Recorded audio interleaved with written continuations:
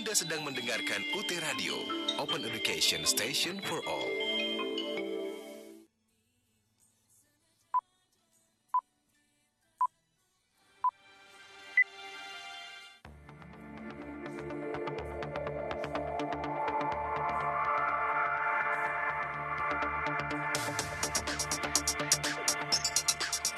Memasuki era revolusi industri 4.0, UT dituntut untuk terus melakukan inovasi agar dapat meningkatkan kapasitas dan perannya sebagai cyber university.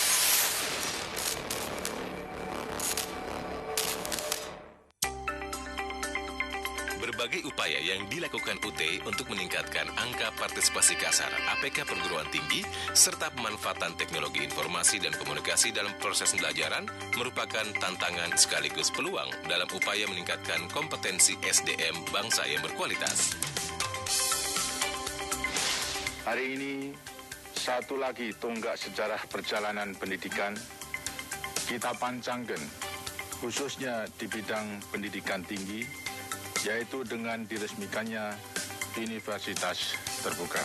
Sejak berdiri pada tanggal 4 September 1984, UT dengan sistem pembelajaran terbuka dan jarak jauh telah menunjukkan karya nyata dalam pemerataan pendidikan tinggi yang berkualitas dan meningkatkan kesempatan belajar untuk semua. Peran UT dalam mengukuhkan konektivitas bangsa di era siber inilah yang diangkat sebagai tema Dies Natalis UT ke-35 tahun ini.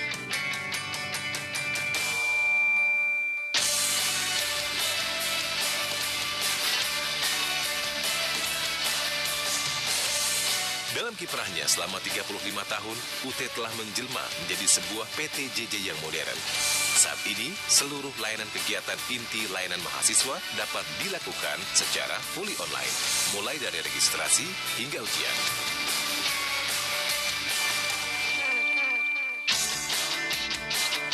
Saat ini, UT telah menawarkan 40 program studi jenjang sarjana, diploma, dan magister di bawah 4 fakultas, yakni Fakultas Ekonomi atau FE, Fakultas Hukum, Ilmu Sosial, dan Ilmu Politik atau FISIP, Fakultas Keguruan dan Ilmu Pendidikan atau FKIP, dan Fakultas Sains dan Teknologi FST. Selain itu, UT juga menyediakan program sertifikat berupa program mata kuliah mandiri atau PMKM, program Massive Open Online Courses atau MOOCs, program pendidikan berkelanjutan, serta program pelatihan instruksional, PJJ, dan kemampuan profesional. Sebagai PTN yang menerapkan sistem belajar jarak jauh, UT berupaya untuk memberikan layanan agar mahasiswa baru mempunyai kesiapan mengikuti proses belajar di UT yang berprinsip pada belajar mandiri. Sejak tahun 2018, selain memberikan orientasi studi mahasiswa baru atau OSMB, UT juga memberikan pendalaman materi kepada mahasiswa baru agar lebih siap menjadi pembelajar mandiri yang tangguh melalui kegiatan pelatihan keterampilan belajar mandiri atau PKBM yang merupakan bagian dari kegiatan edukasi keterampilan belajar mahasiswa atau EKBM. Berbagai inovasi dilakukan oleh UT untuk peningkatan layanan pendidikan melalui pemanfaatan teknologi informasi dan komunikasi terkini agar mampu menjangkau seluruh kalangan dimanapun dan kapanpun tanpa kendala. Bahan ajar sebagai materi utama dalam pembelajaran disediakan, selain tercetak juga berbentuk digital. Bahan ajar digital ini bersifat interaktif dalam format EPUB serta dapat diunduh secara gratis dan digunakan secara offline oleh setiap mahasiswa UT melalui berbagai perangkat baik tablet, handphone, maupun desktop.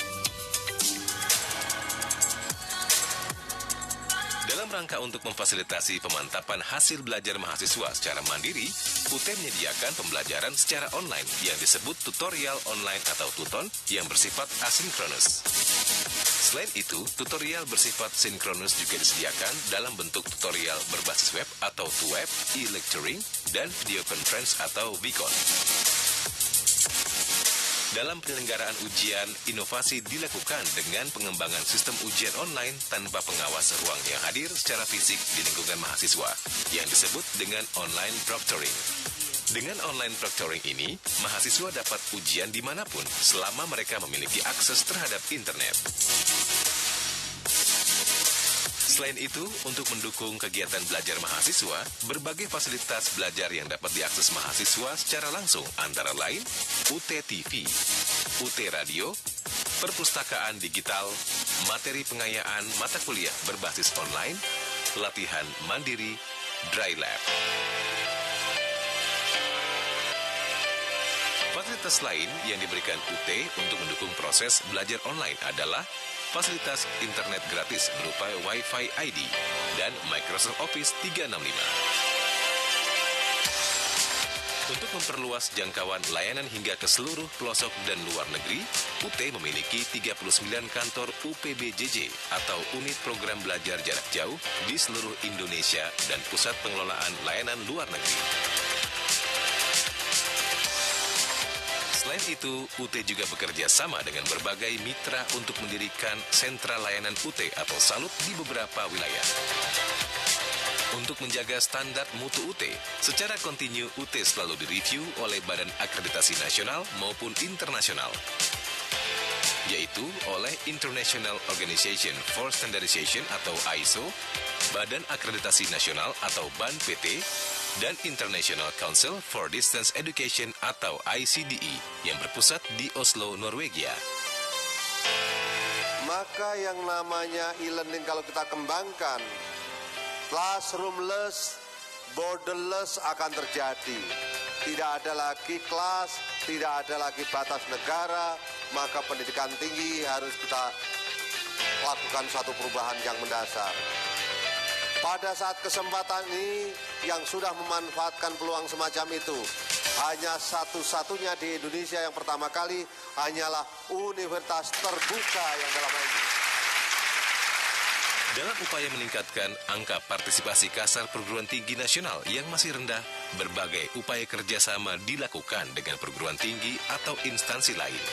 Kerjasama ini sangat penting untuk menyukseskan program strategis Kemendristek Dikti terkait penyelenggaraan pendidikan jarak jauh dan pembelajaran dalam jaringan yang akan semakin diperluas bagi perguruan tinggi lain. Dengan capaian jumlah lebih dari 1,7 juta alumni, serta hampir menjangkau seluruh kabupaten kota di wilayah Indonesia dan 39 negara, terbukti UT mampu mengemban misi pemerintah untuk membuka akses pendidikan yang seluas mungkin bagi warga negara Indonesia dimanapun mereka berada, serta mengukuhkan konektivitas bangsa di era cyber.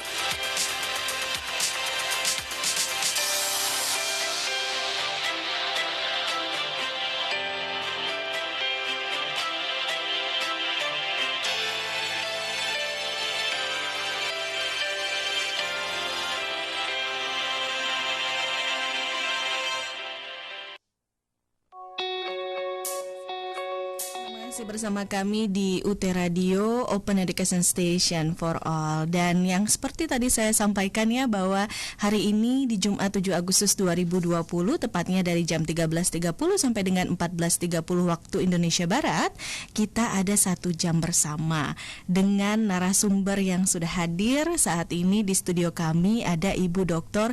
Sri Sedianingsih, atau beliau yang akrab sekali disapa dengan Ibu Dian Budiargo, yang merupakan Kepala Pusat Pengembangan Hubungan Internasional dan Kemitraan PPHIK Universitas Terbuka.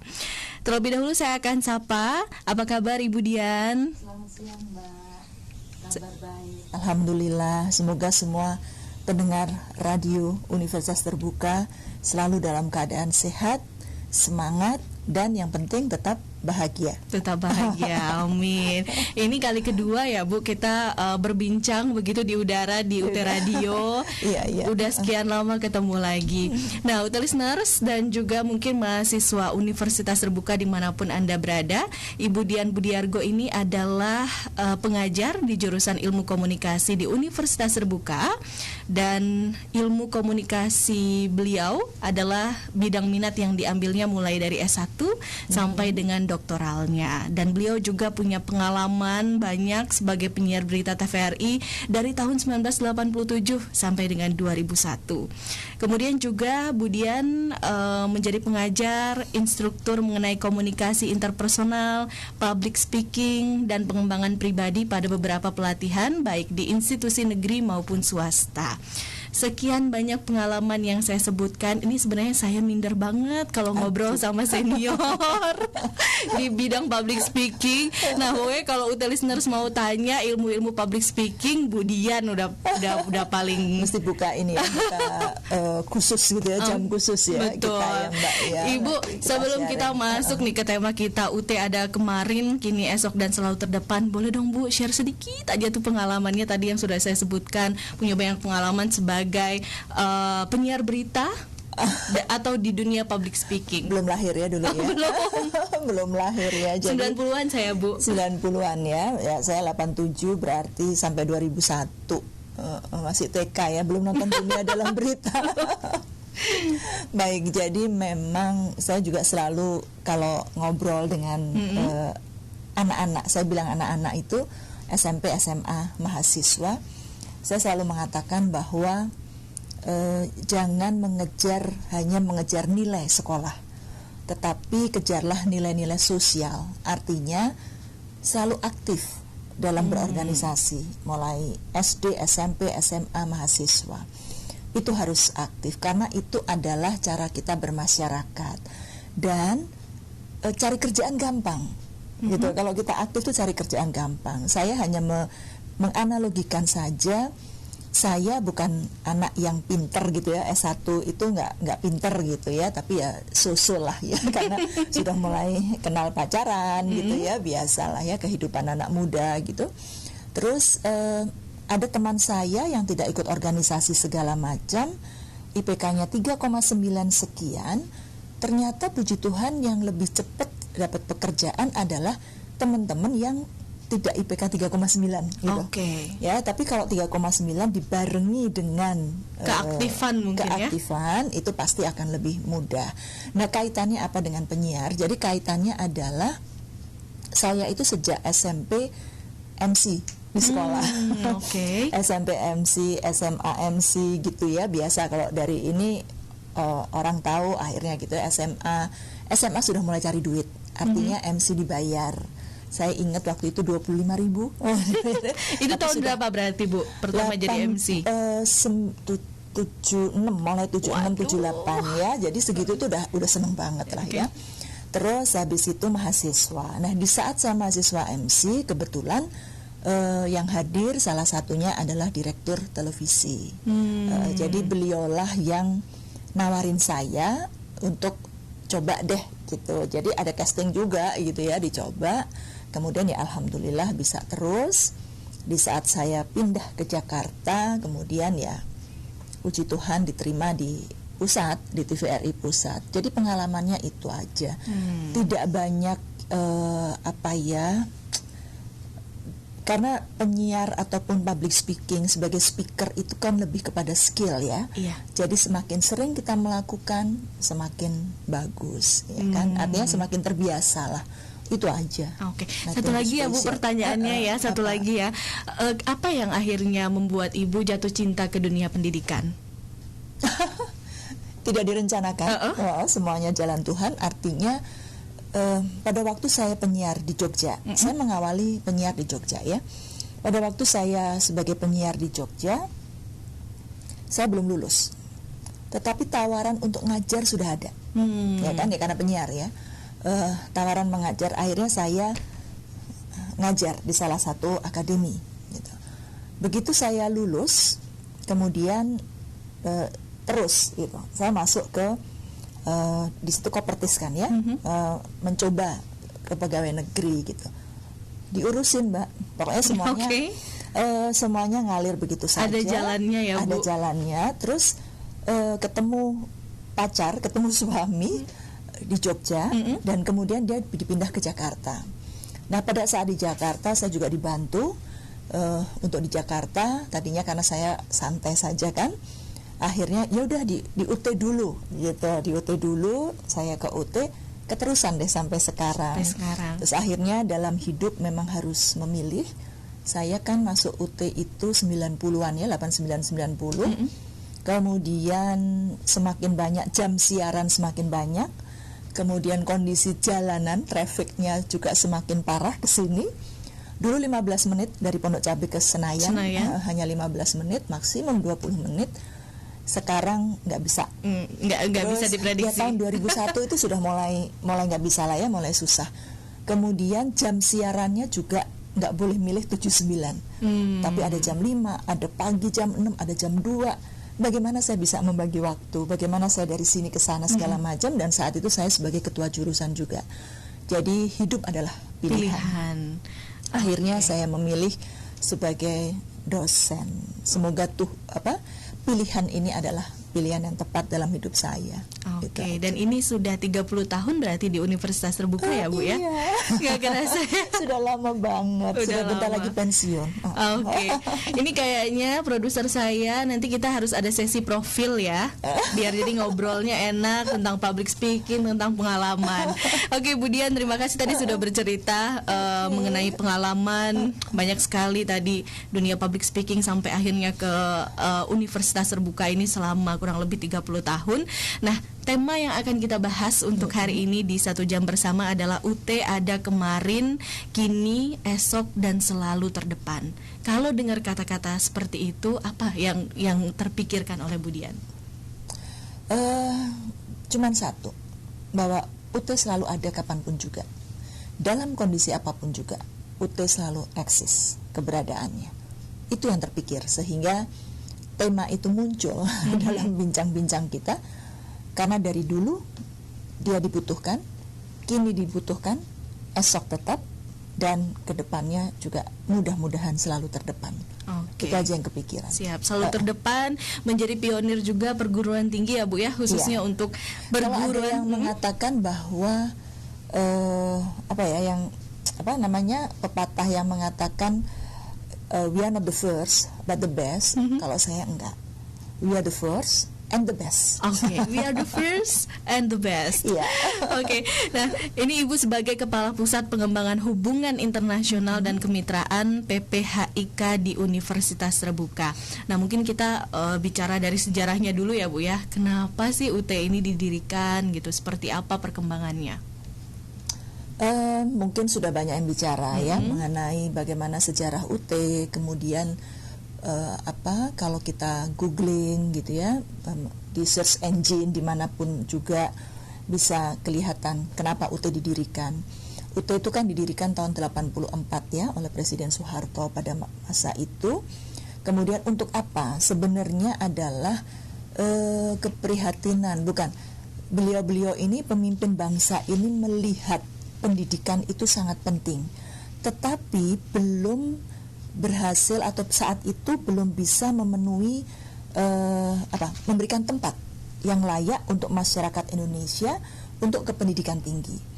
Oleh karenanya beliau-beliau ini berpikir apa ya enaknya gitu ya. Ya saya nggak diajak ngobrol ya, tetapi paling nggak dari latar belakang didirikannya Universitas Terbuka itu terlihat bahwa keinginannya adalah memberikan tempat yang bagus, yang layak untuk masyarakat Indonesia melanjutkan pendidikan tinggi. Ini kan rasio antara lulusan SMA dan universitas yang tersedia tidak berimbang, sehingga dibutuhkan tempat untuk itu.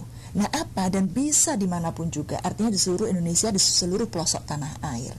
Ya akhirnya dengan metode distance learning, maka didirikanlah Universitas Terbuka gitu. Jadi memang poinnya adalah untuk memenuhi kebutuhan pendidikan tinggi bagi kalangan muda dan juga mereka-mereka yang mempunyai keterbatasan. Keterbatasan itu dalam arti gini, sudah bekerja, kemudian rumahnya di remote area, jauh gitu ya dari mana-mana, sehingga tidak ada perguruan tinggi konvensional yang ada di situ.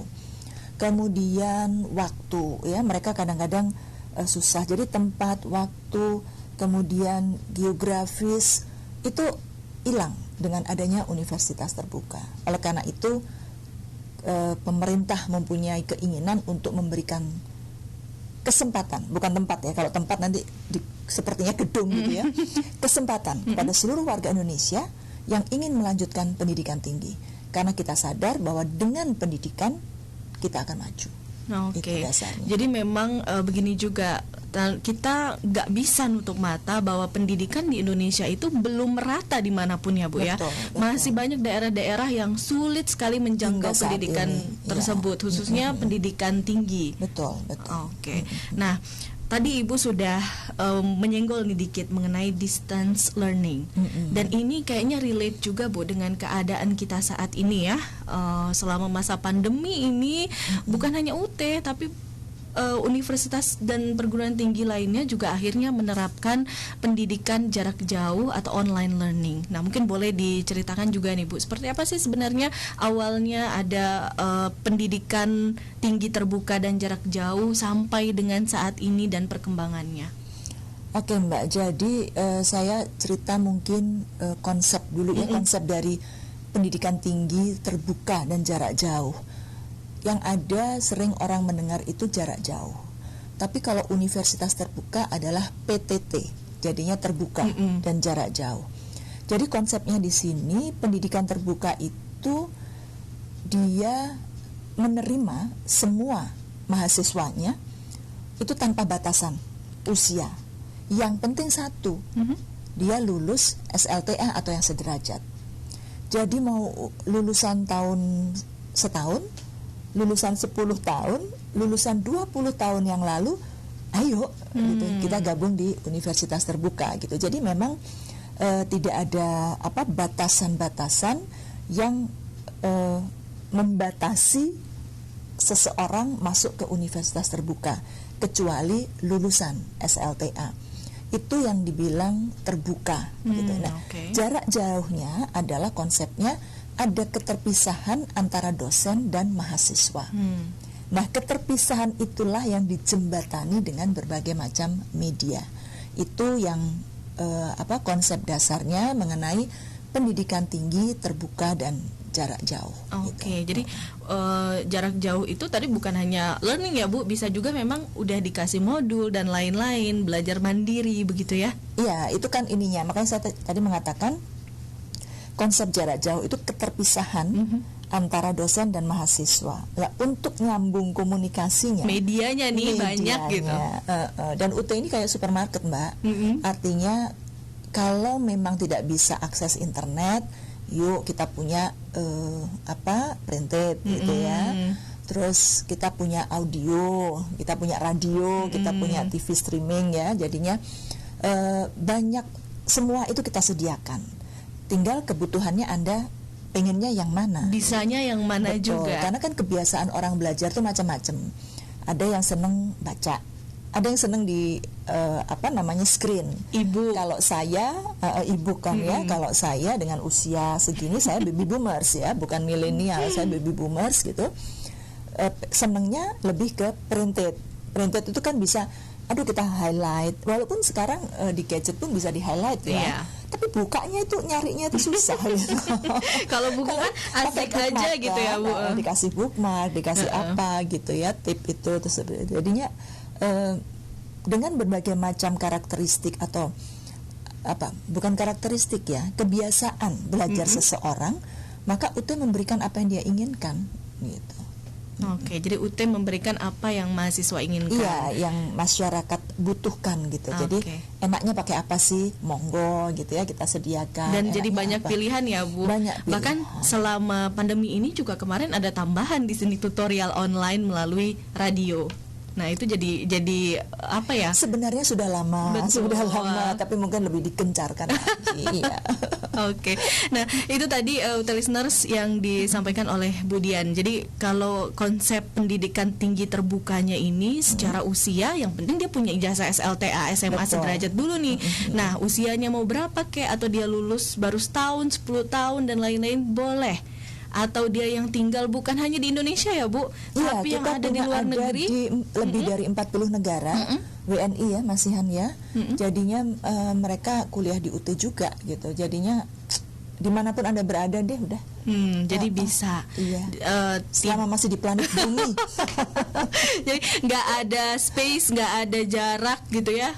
Secara geografisnya, usianya juga tidak dibatasi. Yang penting dia punya ijazah SMA, SLTA sederajat. Betul. Kemudian untuk jarak jauhnya fleksibel, bisa memilih media pembelajaran yang memang sudah disediakan oleh universitas terbuka. Betul. Begitu ya Bu. Baik. Nah, kalau bicara perkembangan Bu Dian, apalagi Ibu 30 tahun di sini, pasti nih ada research, ada development lagi, ada pengembangan lagi. Nah, seperti apa sih yang terjadi di Universitas Terbuka?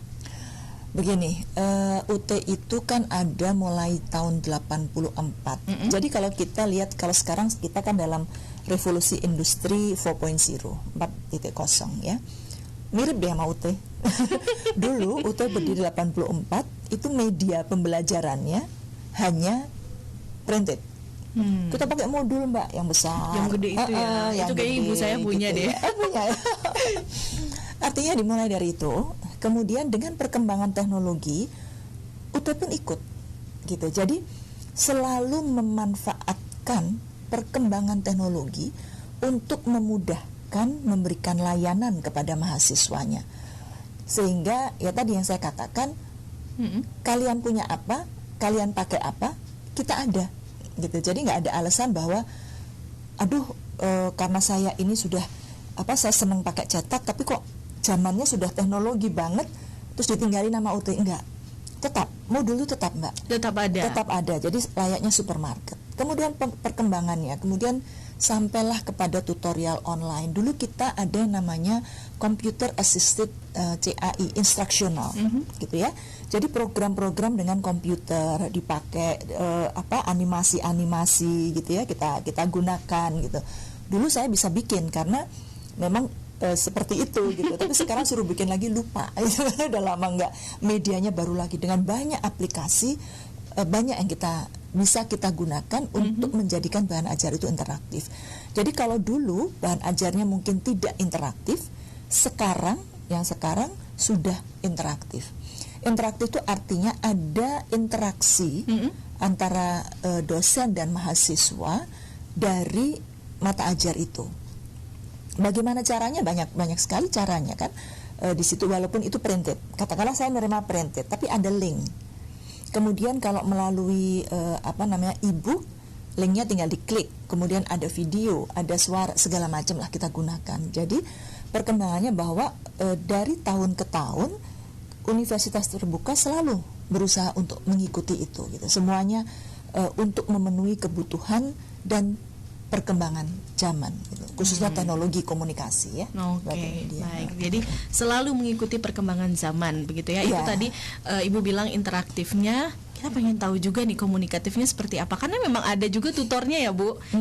Nanti seperti apa jelasnya kita akan bahas di segmen 2 ya. Oke, listeners jangan kemana-mana, tetap bersama kami di UT Radio Open Education Station for All. Tapi saya ingatkan untuk Anda, kalau punya pertanyaan yang berkaitan dengan UT ada kemarin, kini, esok dan selalu terdepan, silakan ya bisa WhatsApp ke kami di 0813 16113800. Kemudian Anda juga boleh mention ke Twitter kami @radio_UT dan Instagram kami @radio.ut.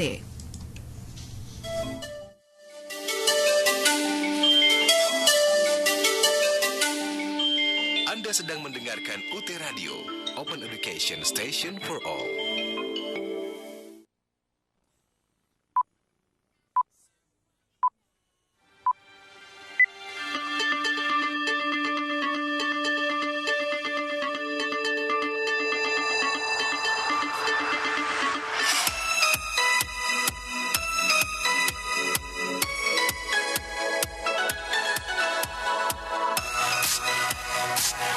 Menghadapi era revolusi industri generasi keempat, UT terus berinovasi demi memantapkan jati dirinya sebagai cyber university.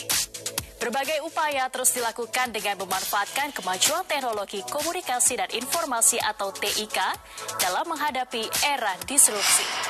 Era disrupsi telah menginisiasi lahirnya cara-cara yang lebih inovatif dan disruptif di dunia pendidikan. Hal ini akan mendorong terjadinya digitalisasi sistem pendidikan. Menyikapi hal tersebut, UT telah melakukan berbagai perubahan yang bersifat inovatif, mulai dari kegiatan registrasi, pengembangan bahan ajar, pelaksanaan tutorial, hingga ujian akhir semester yang dilaksanakan secara online. Dalam sistem registrasi, UT telah mengembangkan sistem registrasi online atau SRO melalui beragam devices seperti komputer ataupun smartphone. Dalam pengembangan bahan ajar, UT telah mengembangkan bahan ajar digital berbentuk PDF dan EPUB yang dapat diakses melalui Digital Library UT. Sedangkan dalam tutorial, UT sudah lama mengembangkan tutorial online atau Tuton yang dirancang dalam Learning Management System atau LMS secara asinkronus. Seiring dengan perkembangan teknologi web, UT mengembangkan tutorial online sinkronus dengan mengintegrasikan aktivitas TUET, e-lecturing, dan video conference atau VCon pada aktivitas tutorial online. Untuk pelaksanaan ujian akhir semester, sudah lama UT menyelenggarakan sistem ujian online. Pelaksanaan ujian online sampai dengan tahun 2017 hanya diselenggarakan di kantor UPBJJ UT dengan memanfaatkan jaringan internet dan komputer yang terstandar. Namun, pada tahun 2018, UT sudah mengembangkan dan menguji cobakan ujian online yang dilengkapi dengan fasilitas online proctoring. Sistem baru ini memungkinkan mahasiswa dapat mengikuti ujian secara online dimanapun mahasiswa berada tanpa perlu kehadiran seorang pengawas. Selain itu, UT juga menyediakan sumber belajar terbuka atau lebih dikenal dengan istilah Open Educational Resources atau OER. Oleh UT, istilah OER tersebut diberi nama Suaka UT yang merupakan singkatan dari Sumber Pembelajaran Terbuka Universitas Terbuka. Suaka UT ini dapat diakses bukan hanya untuk mahasiswa, tapi juga masyarakat umum secara gratis. Cakupan materi yang ada dalam Suaka UT antara lain UT TV yang berbasis YouTube, UT Radio yang ditransmisikan melalui internet, materi pengayaan berbasis online atau MPBO, perpustakaan digital, Guru Pintar Online atau GPO, yakni merupakan portal untuk para guru di seluruh pelosok Indonesia agar mereka dapat mengakses sumber belajar dengan cepat, mudah, dan relatif murah. UT juga menyediakan konten dalam Suaka UT yang dapat dimanfaatkan. Masih bersama kami di UT Radio Open Education Station for All, dan masih bersama kami di 1 jam bersama Ibu Dr. Sri Sedianingsih atau Ibu Dian Budiargo. Ibu, kita lanjutkan kembali nih Bu. Tadi udah sampai ke pembahasan apa sih gitu yang sudah dilakukan UT, pengembangannya dan lain-lain. Nah, kalau kita runut dari visi dan misi UT sendiri, ini bagaimana mewujudkan visi dan misi tersebut, Bu?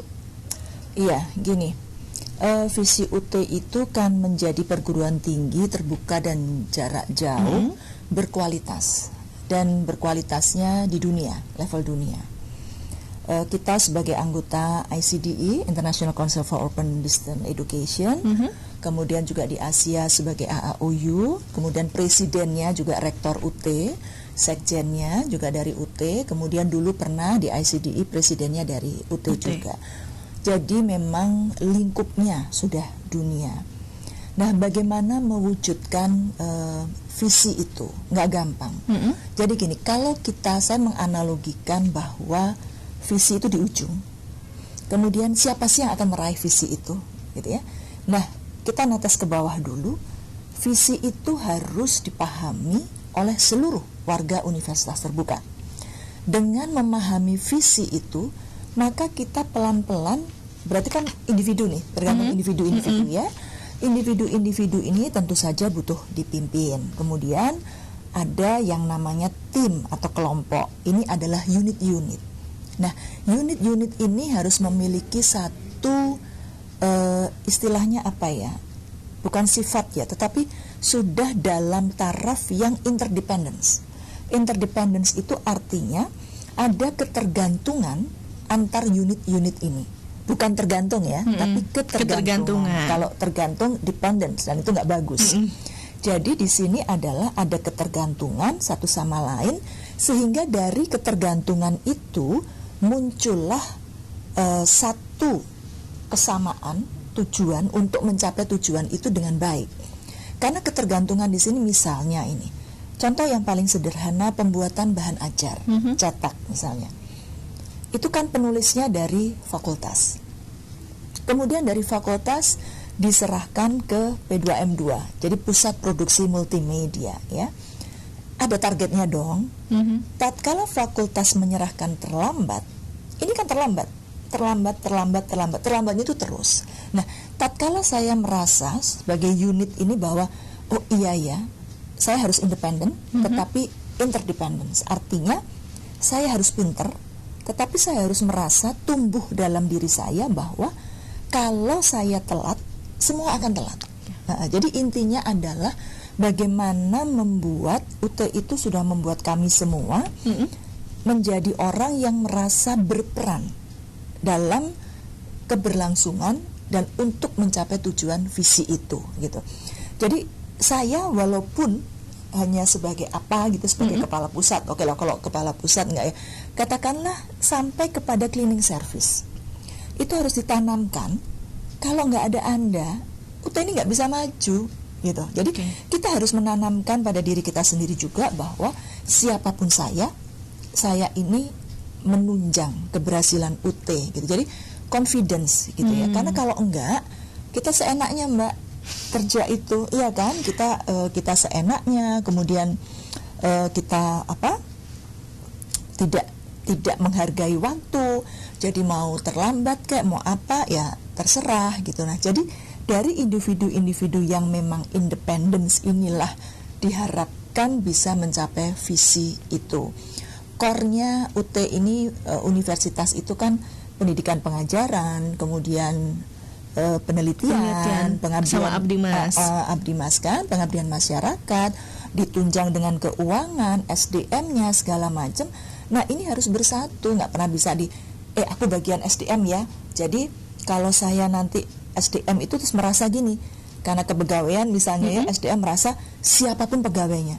Benar gitu, tetapi ada unit-unit gitu kan. Jadi selain kita saling ketergantungan, saling menghargai semua antar unit yang ada gitu. Dan itu saya yakin bisa membawa kita untuk maju.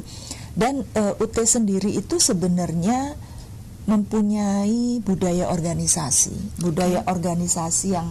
yang bagus banget. Jadi namanya Kiara. Cantik kan ya? Kalau kita ngebayangin orang namanya Kiara gitu, terus kita berimajinasi pasti orangnya tinggi, langsing, rambut panjang gitu ya, enak, cantik gitu ya. Itu Kiara. Dan itu UT. Tapi Kiara itu singkatan apa? Kiara itu adalah UT diharapkan kita semua itu mempunyai budaya kerja yang berkualitas. Kita punya integritas gitu ya. Kemudian kita mampu untuk berinovasi dengan baik. Kemudian kita juga bisa memberikan akses, kita bisa mengakses dan memberikan akses kepada seluruh masyarakat Indonesia. Kemudian selalu melihat konteks yang ada. Jadi relevan dengan keadaan. Jadi kita mampu untuk beradaptasi kapanpun juga. Dan yang terakhir pasti bisa diukur, akuntabilitas gitu. Nah, prinsip budaya organisasi ini ditunjang oleh layanan. Jadi layanan-layanan yang diberikan itu harus sifatnya adalah simpati. Kalau ini saya mengatakannya karena ini dunia layanan lebih kepada dunia saya ya, di humas segala macam. Jadi kita yang ingin menciptakan layanan itu secara simpati, yaitu tulus, sincere ya, jadinya tulus, kemudian bisa memberikan informasi dengan baik, informatif, kemudian mampu memotivasi. Jadi kita bisa memotivasi pihak lain dan diri kita sendiri. Kemudian sabar gitu ya, orang memberikan layanan itu kan harus sabar. Kemudian mempunyai perhatian gitu, perhatian yang cukup, bisa dipercaya, trustworthy, kemudian sifatnya independen dan knowledgeable. Jadinya kalau kita memberikan informasi ke orang itu harus bisa dipercaya, kemudian informasinya itu harus lengkap, tuntas, tidak dilempar-lempar, pengennya seperti itu. Ini akan menunjang sesuai dengan budaya organisasi yang sudah dibuat, ya, yang sudah dicanangkan. Jadi untuk mencapai visi itu kan bisa berubah karena rencananya saya dengar tapi belum disahkan ya, akan ada perubahan gitu ya. Tetapi tetap aja bahwa kita tujuannya adalah terbaik di dunia lah ya untuk PTTJJ gitu. Itu Mbak, bagaimana kita mencapai bahwa harus satu suara, kita harus menjadi satu tim yang solid. Susah kan, ada di seluruh Indonesia ya, artinya kalau mahasiswa tersebar di seluruh dunia, kalau pegawainya kita punya kantor 39 di seluruh Indonesia dan 1 untuk layanan luar negeri. Jadi ini semua harus punya konsep yang sama. Kita boleh jauh secara fisik, tetapi nggak boleh jauh secara tetap harus bersinergi untuk mencapai tujuan itu. Oke, dan ini menarik sekali pernyataan Bu Dian tadi. UT membuat kita berperan, mau dari cleaning service-nya, mau dari pendidikannya, fakultasnya, SDM-nya, keuangannya, semua punya peranan ya Bu. Dan artinya dari situ semua SDM-nya merasa punya tanggung jawab, disiplin sama tugas-tugasnya. Dan juga berorganisasi tadi. Oke, nah berkualitas level dunia ini juga menarik sekali ya, karena perguruan tinggi di Indonesia kadang kan mikirnya ya berkualitas untuk Indonesia saja gitu. Kalaupun ada mahasiswa-mahasiswa dari luar yang studi banding atau memang ada kuliah di sini. Nah ini tuh UT bisa atau apa ya, sebagai pionir juga bahwa mahasiswanya ini bukan hanya tersebar di Indonesia tapi juga ada di luar negeri. Ini yang bikin orang keren ya UT gitu, sampai mereka ada di mana-mana. Jadi mungkin gini ya, untuk menyamakan persepsi saja, meluruskan. Jadi berkualitas dunia itu bukan berarti, walaupun nanti akan ke sana, tetapi saat ini ya, berkualitas dunia itu bukan berarti bahwa kita ini terbuka untuk seluruh dunia, enggak. Tetapi saat ini kami baru melayani adalah WNI yang ada di Indonesia. Walaupun kita menerima untuk BIPA ya, untuk penutur asing ya, untuk bahasa Indonesia ya, bahasa Indonesia untuk penutur asing ya. Itu pasti orang asing mahasiswanya gitu yang ikut gitu. Tetapi adalah penyelenggaraannya Mbak. Kita itu setiap 3 tahun sekali direview oleh ICDE. Direview ya, direview. Kemudian di situ dilihat, oh penyelenggaraannya ini itu kurang, atau ini sudah bagus, mahasiswanya diinterview. Jadi benar-benar penyelenggaranya diinterview, dosennya diinterview, tutornya diinterview, karena tutor-tutor itu kan tidak semua dosen UT ya. Kita kan bekerja sama dengan berbagai universitas di Indonesia ini, baik yang PTN maupun swasta, yang memang ahlinya kita ajak sebagai tutor. Itu diinterview, mahasiswanya diinterview gitu, sehingga mereka mendapatkan masukan yang valid untuk memberikan masukan ke kita. Jadi direview. Kemudian dari sisi manajemen ada ISO ya kan, untuk melihat bagaimana sistem proses yang berlangsung di universitas terbuka gitu. BAN PT pasti dong, sebagai PTN, sebagai universitas yang ada di Indonesia, harus kita mengacu kepada Badan Akreditasi Nasional gitu ya. Jadi hal-hal seperti itu dilakukan oleh UT. Kenapa dibilang kualitas dunia? Karena yang mereview adalah yang tingkat dunia. Jadi karena kemudian asosiasi pendidikan jarak jauh gitu. Sehingga apa yang kita lakukan itu sebelumnya, karena apa? Kita kan di Indonesia nggak punya benchmark Mbak. Iya kan, belum ada kan yang benar-benar murni PTTJJ gitu, sehingga ya kita yang mereview adalah dunia gitu. Dan tingkat dunia gitu. Ini uji kompetensi, kemudian direview, evaluasi untuk bikin UT lebih baik lagi tentunya dari tahun ke tahun ya Bu Dian. Nah kemudian begini Bu, untuk pilar UT dalam menjalankan fungsinya sebagai institusi PTTJJ ini seperti apa? Begini, kalau kita bicara pilar ya, jadi pilar UT itu sebenarnya kan fleksibel ya, kemudian affordable, kemudian accessible, dan dia berkualitas. Jadi fleksibel, kita mahasiswa bisa mengatur waktu. Kapan saja Anda mau, di mana saja Anda mau belajar, silahkan gitu. Affordable, dia kemudian bisa dijangkau secara dijangkau dalam pengertian tidak terlalu mahal. Harga itu relatif, tetapi kalau kita bandingkan dengan universitas yang ada, pasti relatif lebih rendah gitu. Kita murah Mbak dari segi SPP, SKS, tapi ingat ya, kualitas, kita bukan murahan, kita tetap jaga kualitas. Jadi murah tidak identik dengan murahan gitu. Karena kalau dibandingkan memang ya, kalau di luar negeri segala macam itu jarak jauh itu juga mahal-mahal tinggi gitu ya. Tapi di Indonesia puji Tuhan ini bisa, karena mungkin di cover oleh jumlah mahasiswa yang demikian banyak gitu. Sehingga memang misi atau visi pertama kali UT itu didirikan kan untuk pemerataan pendidikan. Kalau kita di Menara Gading terus mahal gitu ya, gimana mau memeratakan pendidikan gitu ya. Jadinya pilar-pilar itulah yang selalu kita jaga dan kualitas.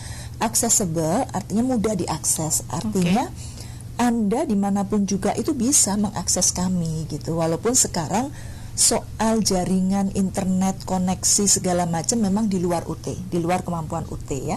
Tetapi bagaimanapun juga UT selalu memberikan layanan yang bisa dijangkau. Jadi Anda bisa mengakses tidak hanya saja melalui jaringan, melalui printed juga bisa kan? Bisa. Dengan kita kirimkan segala macam. Jadi itu yang pilar-pilar itu yang selalu kami jaga gitu. Pokoknya yang penting punya niat untuk kuliah, terus dapat pendidikan, jaringan atau dan lain-lain itu bukan jadi masalah, tapi ada pilihan untuk pembelajarannya. Betul, ya Bu ya. Niat yang penting. Niat itu tadi, niat untuk pendidikan. Karena memang ada jauh ya Bu. Mungkin ada cerita juga nih yang dari daerah mana gitu yang memang susah banget aksesnya. Saya dapat foto-foto tuh dari teman-teman di Tarakan ya. Oh iya, Tarakan. Bahkan di Jawa sendiri ya ada ya, itu mereka itu sampai naik pohon gitu ya, mencari, naik genteng, naik pohon mencari sinyal. Kemudian ada yang sampai pergi kemana gitu. Kasihan sih sebenarnya, tapi dengan niat itu ya ampun gitu. Jadi kita tuh harus lebih serius ya memberikan layanan kepada mereka. Kalau melihat cerita-cerita mereka itu kasihan.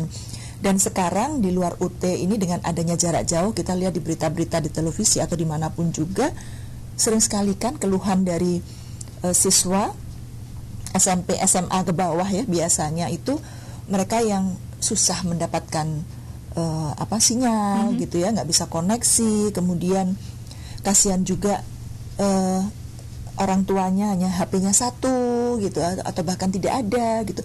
Itu kasihan karena apa? Karena kan mendadak ya.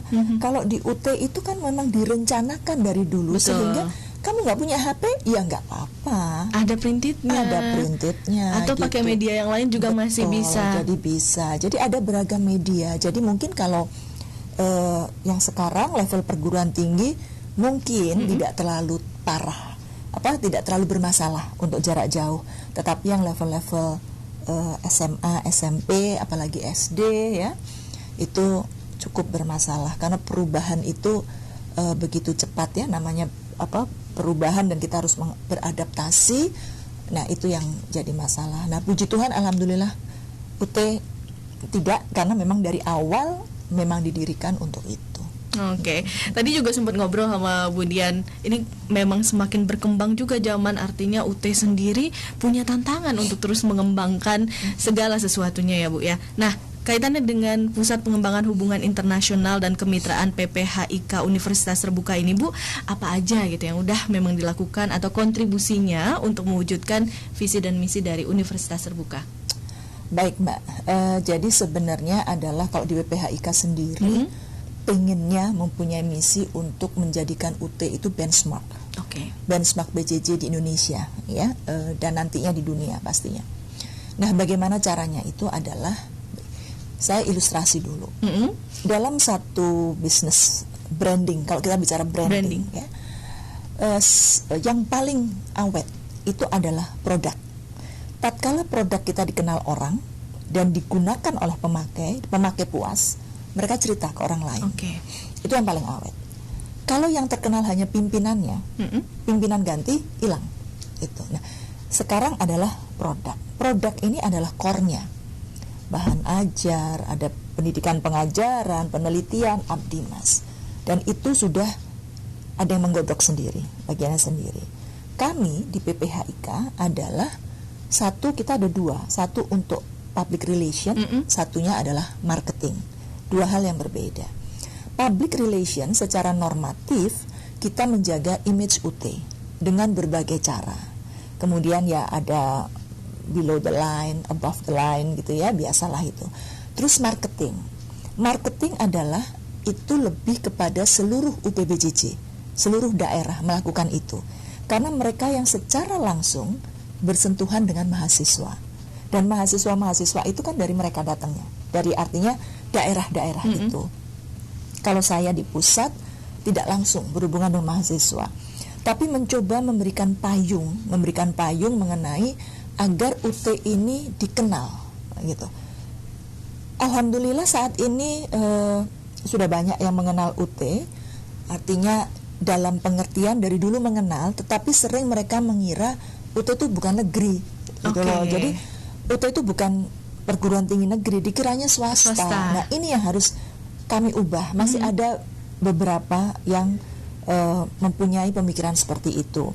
Kami melakukan survei 2 tahun sekali mengenai perkembangan image UT dari media dan juga dari masyarakat. Jadi memang belum menyeluruh seluruh Indonesia, tetapi mewakili saja gitu. Sehingga dari tahun ke tahun kita melihat sekarang kondisinya seperti apa, strateginya seperti apa. Dalam kita melaksanakan marketing pun kita juga mempunyai satu pedoman, bukan pedoman, alat ukur lah ya, untuk mengukur kan jangan sampai kita membuang 1000 yang balik cuma 200 gitu ya. Namanya marketing tuh apes-apesnya gitu, itu ya inilah BEP lah ya, 1000 ya 1000 gitu ya. Tapi yang diharapkan kan mengeluarkan 1000 dapatnya 1500 gitu. Nah, itu yang kita lakukan adalah zaman sekarang udah berubah. Kita selalu melihat tren perkembangan teknologi. Lihat nih, masyarakat sekarang kita targetnya mana nih gitu ya. Kalau milenial berarti dia adalah teknologi gitu. Jadi ya itu yang dibesarkan 50% kita sekarang, tetapi tetap tidak meninggalkan yang printed dan tidak meninggalkan yang outdoor. Jadi media luar ruang kemudian itu tidak kita tinggalkan. Jadi prinsipnya adalah kita melakukan semuanya dengan terukur, terencana gitu.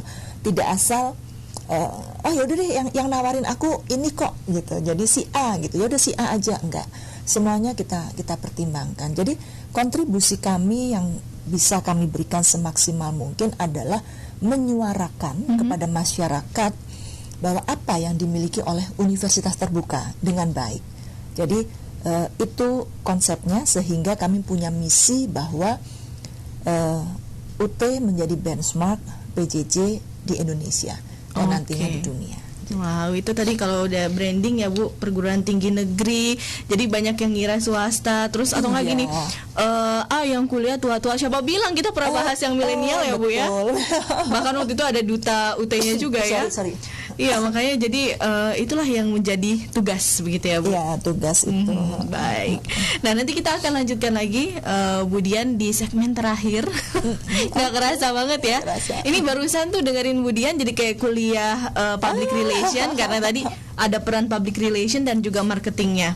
Karena itulah yang orang-orang tuh suka mencampur adukan, benar kan? Yang penting itu sering orang itu gini, melihat marketing dan public relation tuh kayak gini loh. Marketing duluan, public relation duluan gitu. Padahal enggak, dua-duanya itu sejajar gitu. Jadi bukan public relation di bawah marketing, marketing di bawah public relation, enggak, fungsinya beda gitu. Nah, sering orang mengatakan, oh iya PR itu kan di bawah marketing. No, sama, kita sejajar karena fungsinya beda-beda. Nah, itu satunya image, satunya untuk benefit kan? Benefit, betul. Ini udah kayak kuliah kan? Nanti pokoknya harus datang di tutorial online. Oke, untuk listeners jangan kemana-mana, tetap bersama kami di UT Radio, Open Education Station for All.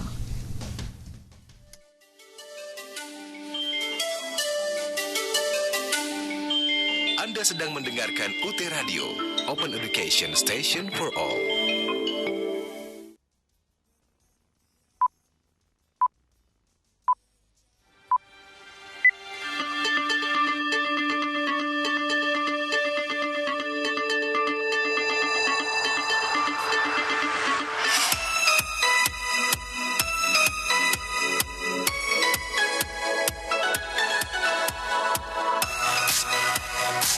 Untuk menghadapi era revolusi industri generasi keempat, UT terus berinovasi demi memantapkan jati dirinya sebagai cyber university.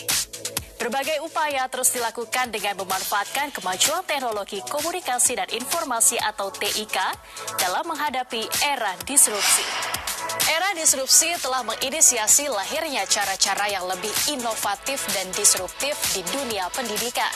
Hal ini akan mendorong terjadinya digitalisasi sistem pendidikan. Menyikapi hal tersebut, UT telah melakukan berbagai perubahan yang bersifat inovatif, mulai dari kegiatan registrasi, pengembangan bahan ajar, pelaksanaan tutorial, hingga ujian akhir semester yang dilaksanakan secara online. Dalam sistem registrasi, UT telah mengembangkan sistem registrasi online atau SRO melalui beragam devices seperti komputer ataupun smartphone.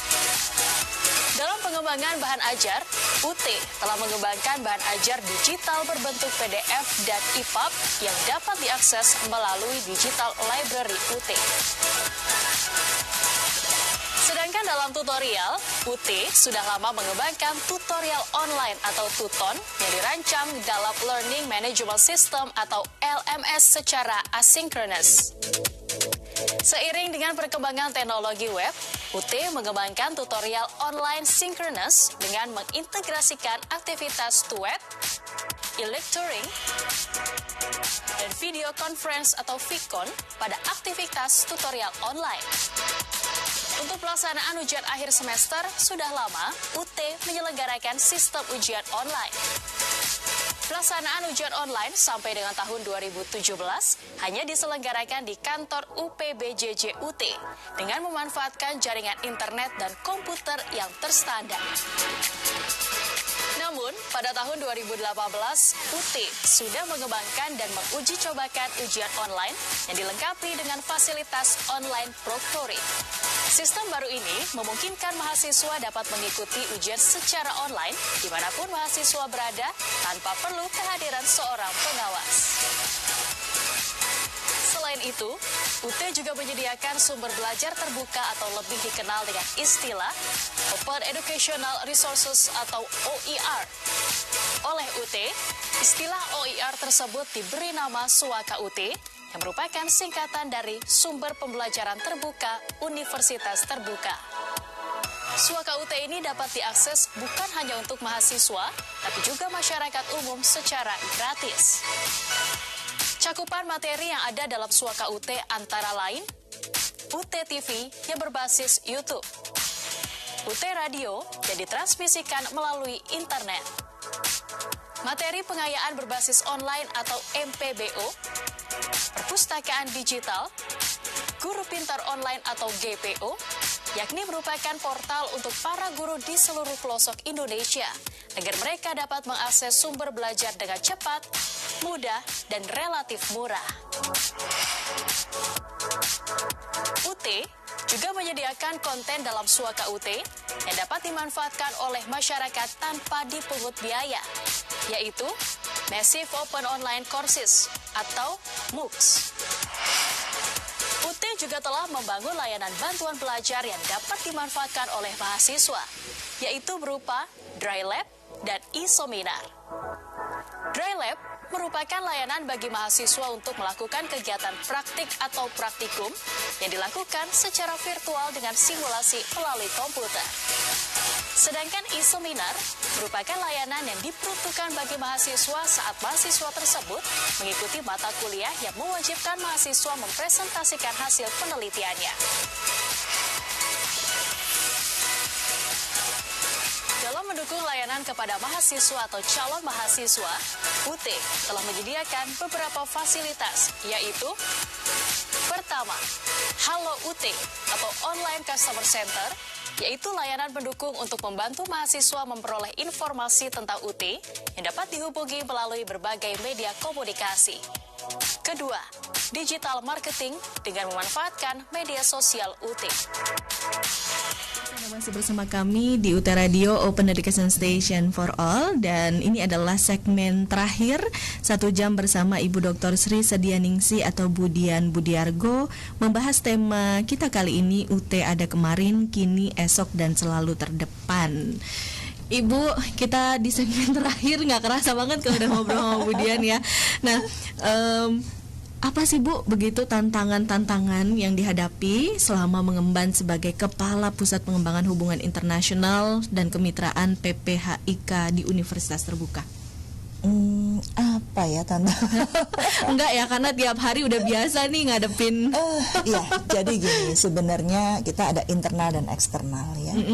Dari sisi eksternal, tapi pada umumnya adalah pekerjaan kita itu dilihat orang sepertinya adalah yang penting kita senyum di depan. Karena setiap ada acara, saya tuh diundang nggak diundang pasti ada. Ya, jadi bosen deh lihat saya gitu. Diundang nggak diundang ada terus ya Bu, di website UT juga. Selalu ada. Kemudian setiap ada acara selalu melihat apakah secara protokoler sudah sesuai dan segala macam. Kemudian tantangan eksternalnya adalah di mana orang yang tidak tahu memberikan kritik, gitu. Tidak tahu tapi mengkritik. Ya, misalnya contohnya, ini tidak pernah direncanakan, tidak direncanakan, langsung memilih media ini gitu. Tanya dulu dong, gitu ya. Jadi seperti apa proses pembuatannya? Tapi tidak apa-apa bahwa ini juga masukan buat saya, buat kami di PPHIK. Jadi orang luar itu ternyata belum ngerti pekerjaan PPHIK. Nah, ini lucu lagi, kan ada pergantian ya, staf saya ada yang ganti gitu, salah satu pejabat. Kemudian setelah kita kasih tupoksinya, kemudian sederet program kerja, dia komentarnya gini, ini di rapat bilang, Mbak, saya baru tahu kalau PPHIK kerjaannya sebanyak ini. Jadi terus kenapa dikiranya ya kita orang luar, artinya kirain nggak ada kerjaan gitu. Kerjaannya ya hanya ngatur acara, kemudian ini. Jadi seperti itu. Ya itulah, kita itu bersyukur kalau orang berterima kasih. Enggak pun juga enggak apa-apa. Itu pekerjaan kita, sama dengan MC Mbak. Kalau bagus, terima kasih itu sudah seneng banget, ya kan? Tapi begitu slip of the tongue sekali aja, itu diungkit-ungkit lama. Jadi buat saya ya itu memang dunianya itu, kita harus menyadari itu ya. Secara internal kalau saya merasakan adalah karena kebetulan saya ini orang yang paling tidak senang mengelola keuangan. Keuangan sendiri aja susah ngelolanya, dia nggak bisa dengan baik. Jadi karena itu prosedur untuk pencairan segala macam kan banyak tahapannya gitu ya. Jadi segala sesuatu itu memang harus direncanakan dari awal gitu. Kalau ada insert, nah ini insert itu kadang-kadang yang memberikan insert itu kurang menyadari bahwa kalau saya ngasih ini itu impactnya ke ini gitu, dari sisi keuangan impactnya seperti ini gitu. Jadi hal-hal seperti itu kadang-kadang menghambat pekerjaan kami di PPHIK ya, menghambat dalam pengertian saya itu sebenarnya kalau dikasih uang 10 miliar habis 2 hari habis Mbak. Sehari pun habis. Kita share ke search engine, tahu kan kalau search engine itu sekali pasang berapa M gitu ya, artinya habis. Tapi tidak bisa begitu, semuanya kan harus ada prosedur yang benar. Kemudian kita juga butuh namanya dukungan dari pimpinan gitu ya. Karena apa? Posisi PPHIK itu kenapa saya dulu mau menjadi di PPHIK itu karena memang saya langsung report ke rektor gitu. Jadi memang tidak di bawah dan idealnya kalau kita baca di buku-buku PR, idealnya public relation itu ada memang langsung di bawah top management dengan koordinasi WR4 dalam hal ini gitu ya. Sehingga saya punya keinginan apa, dananya butuh berapa, segala macam itu nggak bertahap. Laporannya juga nggak tersusun-susun telat gitu. Jadi sekarang kalau kita lihat universitas-universitas yang sudah PTNBH, bahkan yang BLU juga beberapa sudah menempatkan PR itu sendiri gitu ya, tidak di bawah mana gitu. Jadi dengan kondisi seperti itu, kegiatan-kegiatan PR dan marketing ini bisa lebih leluasa, bisa lebih bebas dan independen gitu. Dan dia langsung kalau ada informasi apa, dia itu kan harus gini, kalau saya menyampaikan informasi, saya harus tahu persis nih latar belakangnya. Karena apa? Kadang-kadang ditanya kan kita, jangan sampai nggak tahu apa-apa gitu ya, Bu. Aduh nggak tahu ya, saya cuma nyampein gitu. Jadi, nah yang sedih lagi kalau ada informasi itu yang ambigu. Jadi informasi sudah disebarkan mempunyai makna ganda. Nah itu berat nih bagi BPHIK karena komplainnya tanyanya ke kita. Tapi rata-rata senang, karena senang adalah so far pimpinan mendukung gitu ya. Sampai saat ini kalau toh ada hal-hal kecil, kendala-kendala kecil itu biasalah kita hadapi bareng. Dan yang penting adalah kenapa kita tidak bisa melakukan ini, kenapa tidak bisa melakukan ini gitu. Jadi saya mengatakan ke teman-teman, kita kan harus menyerap dana. Nggak apa-apa tidak terserap, asal ada pertanggungjawaban, ada reason yang jelas gitu. Contohnya sederhana adalah penerimaan tamu misalnya. Kita kan biasa ngasih snack, ngasih ini. Selama COVID nggak ada tamu datang ya, artinya semua virtual. Jadi mau nggak mau dananya nggak kepake kan. Jadi ya udah kita revisi, nggak apa-apa. Artinya memang itu di luar kemampuan kita. Kita nggak bisa datengin tamu, ngasih snack, ngasih ini, nggak bisa. Nggak boleh dibubarin, Bu. Berarti apakah dengan pengalaman ini juga, Bu, yang akhirnya melahirkan Ibu punya buku berkomunikasi ala Net Generation itu?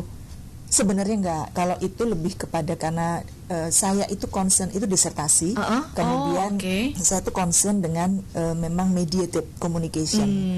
Terus sekarang lebih ke etiket.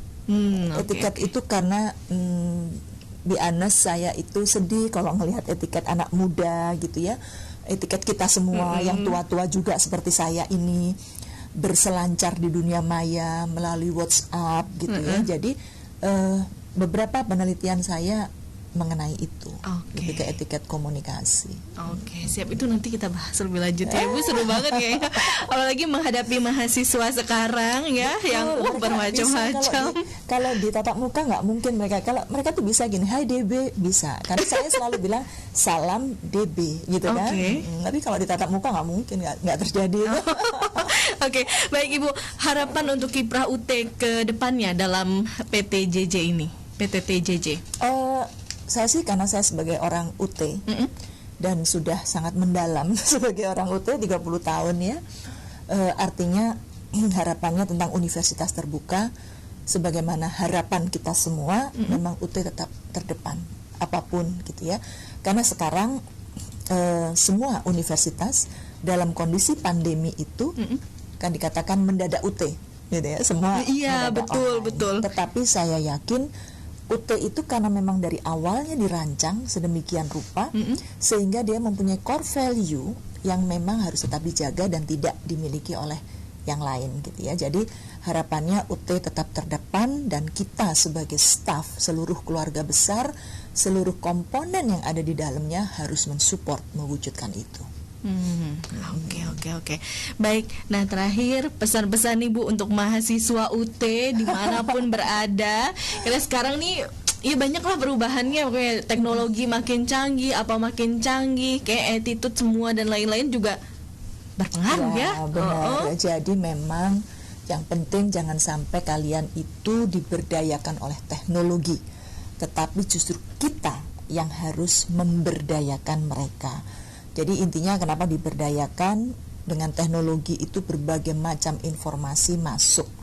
Untuk mahasiswa UT sendiri bahwa kelulusan Anda di tangan Anda, dan universitas terbuka adalah mendukung, membantu untuk mewujudkan cita-cita Anda. Dengan berbagai layanan yang diberikan, yuk tidak ada lagi alasan untuk tidak lulus tepat waktu, untuk tidak memperoleh IPK yang bagus ya, karena semua sudah diberikan melalui layanan-layanan bantuan belajar oleh universitas terbuka.